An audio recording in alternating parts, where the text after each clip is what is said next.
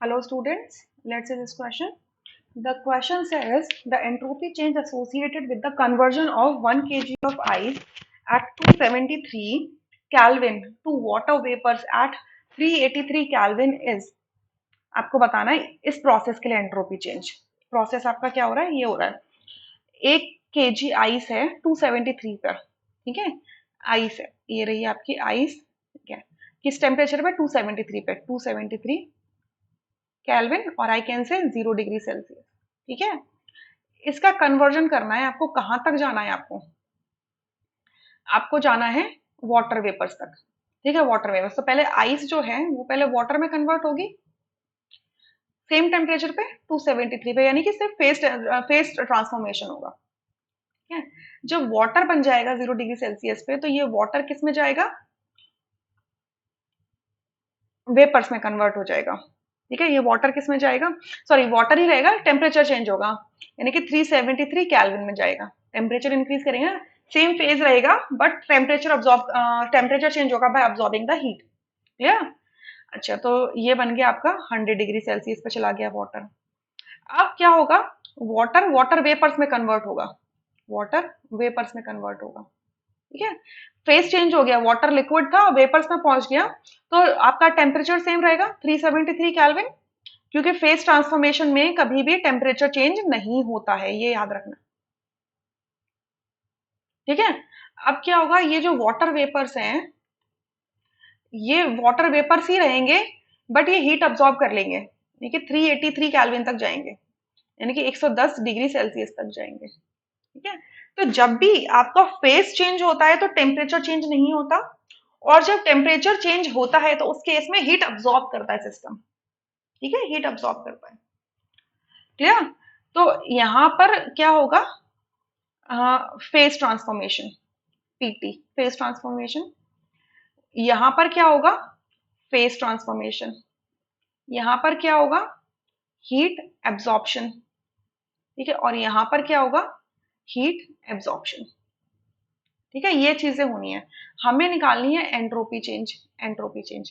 तो face transformation के लिए मैं इसको प्रोसेस ए कह दूं, बी, सी एंड डी, चार प्रोसेस है। सो जब भी फेस ट्रांसफॉर्मेशन होता है, पीटी मतलब फेस ट्रांसफॉर्मेशन होता है, सो उस केस में एंट्रोपी चेंज क्या कहलाता है, delta H of the phase transformation, मतलब enthalpy change of the phase transformation divided by the temperature, ठीक है। एंड जब भी हीट का एब्जॉर्प्शन होता है तो इट इज इक्वल्स टू, जब भी हीट एब्जॉर्प्शन होती है, मैंने कहा हीट एब्जॉर्प्शन हो रहा है, क्यू ए बी एस लिख दिया मैंने, वैसे मैं ऐसे लिख रहा हूँ, जब हीट एब्जॉर्ब हो रही है, ठीक है, उस केस में delta S is equals to, क्योंकि the process is taking place at the constant pressure, ठीक है, कांस्टेंट प्रेशर पे लेके चल रहे हो ना प्रोसेस को, ठीक है, कांस्टेंट प्रेशर पे लेके चल रहे हो। या अगर आपको स्पेसिफाइड भी नहीं है कि कांस्टेंट प्रेशर है कांस्टेंट वॉल्यूम है, तो सिंपली यहाँ पे लिखो delta S is equals to आपका mass multiplied by the specific heat capacity S into delta T, ठीक है, ये लिखो, क्लियर। स्पेसिफिक हीट कैपेसिटी है तो स्पेसिफिक हीट कैपेसिटी को हम कांस्टेंट वॉल्यूम और कांस्टेंट प्रेशर से हम नहीं रिलेट करना चाह रहे, अगर लिखा ही नहीं है तो हम उसको कंसिडर ही नहीं करेंगे, ठीक है। और वैसे भी हम जानते हैं कि फेस ट्रांसफॉर्मेशन एक एटमॉस्फेरिक प्रेशर पे होता है, तो कांस्टेंट प्रेशर तो ऑलरेडी कंडीशन है ही, ठीक है, राइट। अच्छा, तो ये फॉर्मूलाज आपको याद यूज करने हैं। सो अब इनको यूज करते हुए हमें बस कैलकुलेट करनी है वैल्यूज। अब प्रोसेस ए में फेस ट्रांसफॉर्मेशन हो रहा है, so delta S for a क्या हो जाएगा, क्या हो रहा है यहाँ पे, डेल्टा फर्स्ट में क्या हो रहा है, आपका आइस वाटर में कन्वर्ट हो रहा है, ठीक है, आइस वाटर में कन्वर्ट हो रहा है। सो ये क्या प्रोसेस है, फ्यूजन, ठीक है, फ्यूजन का प्रोसेस है। सो ये क्या हो जाएगा, delta H of fusion divided by T.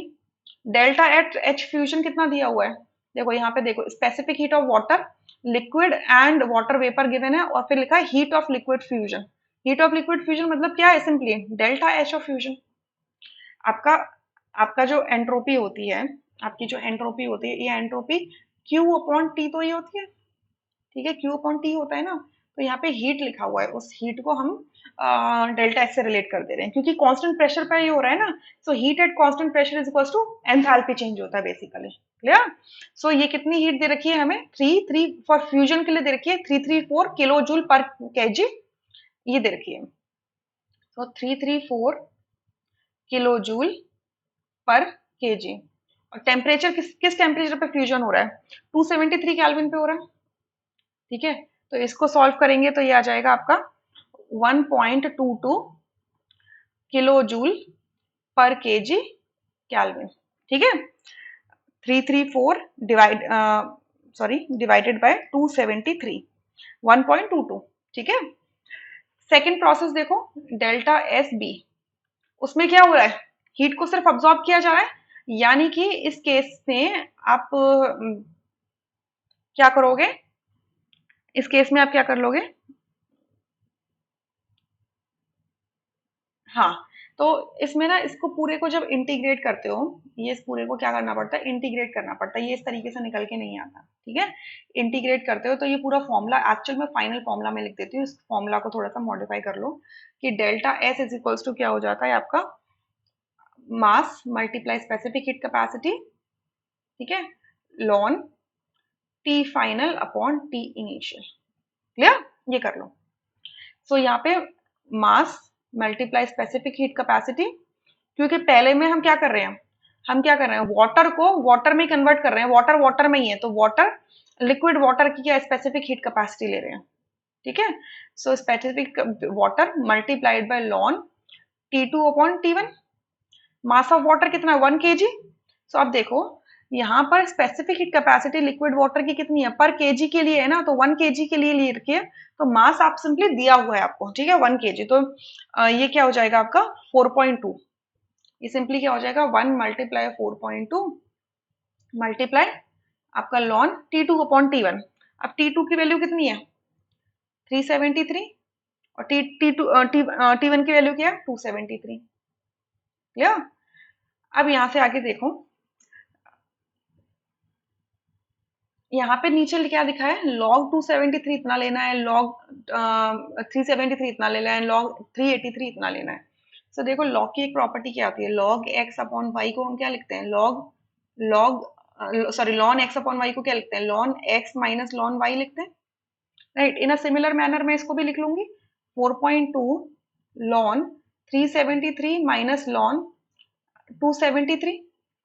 Right, और लॉन 273 और लॉन 373 की वैल्यू दी हुई है आपको, तो इनकी वैल्यूज को जब पुट करेंगे और सॉल्व करेंगे तो ये आ जाएगा आपका 0.57। ठीक है, 0.57 किलो जूल पर केल्विन केजी।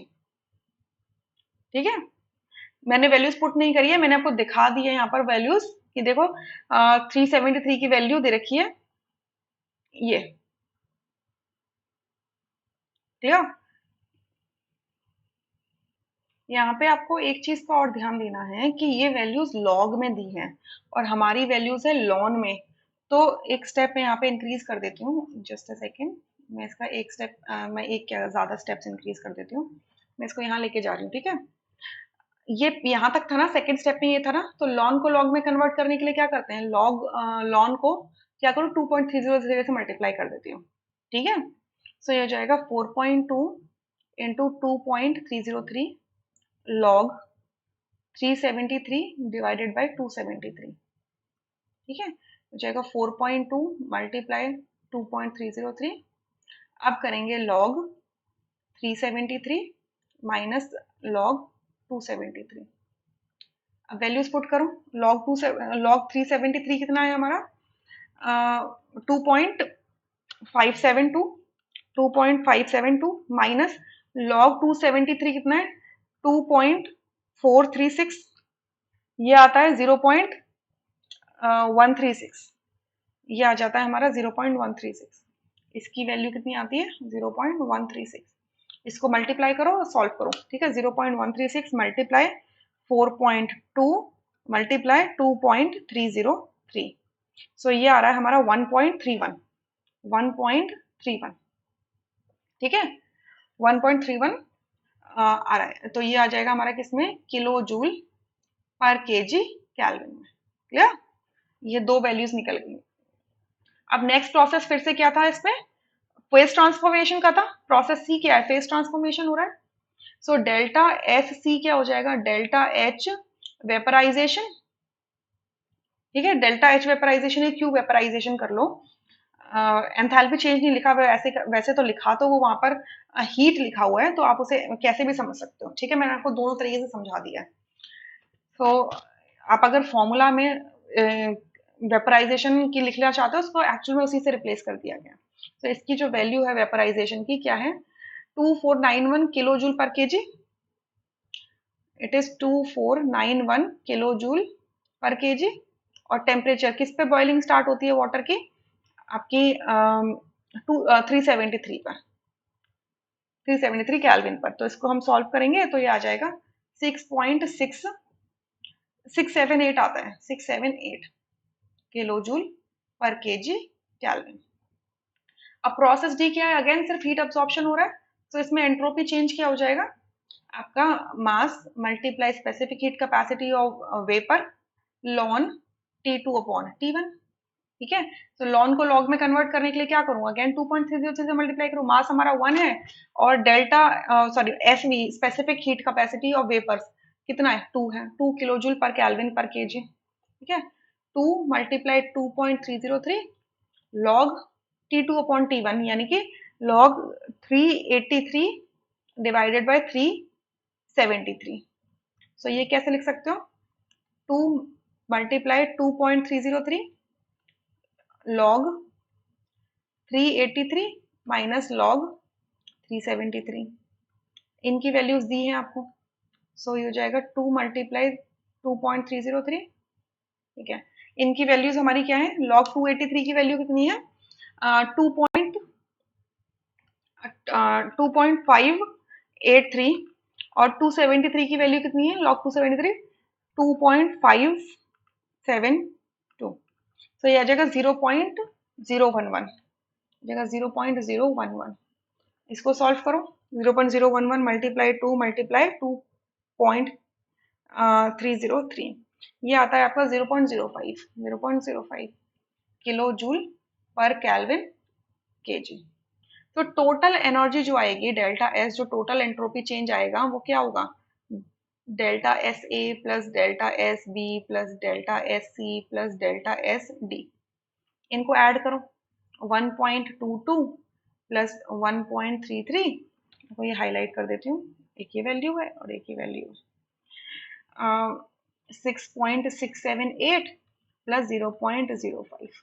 चलो ऐड करते हैं, तो 1.22 प्लस 1.33 प्लस 6.678 प्लस 0.05, तो ये आते हैं 9.278 kilo joule per kelvin KG.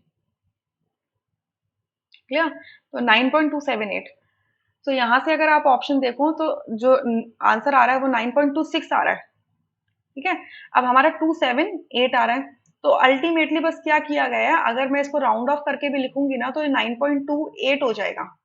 तो ये जो वैल्यू में डिफरेंस थोड़ा सा आ रहा है, 2 डेसिमल प्लेसेस में आ रहा है डिफरेंस, वो इस वजह से आ रहा है क्योंकि ये जो हमने वैल्यूज निकाली है ना, हाईलाइटेड वैल्यूज, ये हमने इनका 3 डिजिट्स में कहीं 2 डिजिट्स में आंसर लिखा है, लेकिन ये बहुत लंबा फ्रैक्शन, लंबा डेसिमल आ रहा था, इस वजह से थोड़ा बहुत आंसर में डिफरेंस आ सकता है। बट ओवरऑल आप देख रहे हो कोई भी ऑप्शन ऐसा नहीं है जो नियर टू हो, इस वजह से आपका फर्स्ट ऑप्शन यहाँ से करेक्ट होगा, rest option would be incorrect.